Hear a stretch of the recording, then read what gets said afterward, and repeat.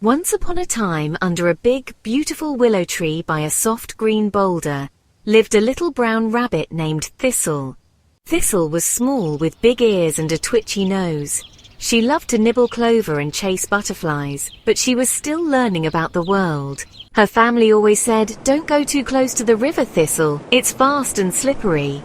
But one breezy spring morning, Thistle saw a bright blue flower growing near the water's edge. She tiptoed over to sniff it, and whoosh! A gust of wind blew her right into the river. Splash! The water rushed around her as she paddled with all her might. "Help!" she squeaked, but the current carried her far, far away. At last she bumped into a muddy bank and scrambled up with her little paws, splat, landing in a pile of squishy mud. Thistle sat up, soaked and dirty. Her whiskers drooped. "This isn't my willow tree," she whispered. "Where am I?" She looked around. Everything was strange. She wanted to cry, but instead she took a deep breath. "I have to find my burrow. It's under the willow tree by the mossy boulder. I can do this." Thistle hopped into the trees and came across a tall, gentle deer nibbling leaves. "Excuse me, Miss Deer," said Thistle softly. "Do you know the way to the willow tree by the boulder?" The deer smiled kindly. "I don't know it myself, but follow the sunlit path through the woods. You'll reach the meadow. Someone there might help." "Thank you," Thistle said, and hopped on a little braver than before. In the sunny meadow, 3 little sparrows sang from a branch. "Hello up there," Thistle called. "Do you know the willow tree by the boulder?" The sparrows chirped, "We know many trees, but not that one. Try the hill. The fox often naps in the shade there."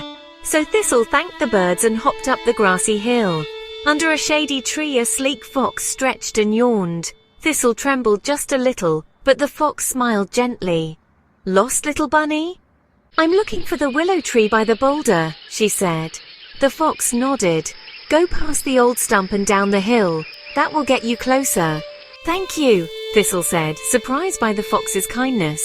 Over the hill, Thistle spotted a big cow munching clover in a wide field. "Hello, Miss Cow," said Thistle. "Have you seen a willow tree with a mossy boulder nearby?" The cow mooed, "Mmm. Keep hopping along the fence until you find the sheep. They know every hill and hedge." Thistle smiled. "Thank you." Her feet were tired, but her heart was strong. Near the fence stood a fluffy sheep nibbling grass. "Baa," said the sheep. "You're far from the river, little one." "I'm looking for the willow tree by the boulder," Thistle explained. The sheep thought a moment. "Follow the fence to the red barn. The dog there knows every path from here to the woods." "Thank you," said Thistle, hopping off with her ears perked high. At the red barn, a farm dog named Rufus stretched in the sun. Thistle asked, "Do you know the willow tree by the boulder?" Rufus wagged his tail. "I've seen that tree. Follow the orchard path to the stone trail. Turn left and you'll smell the moss before you see it." "Thank you," said Thistle, and off she went, hopping fast.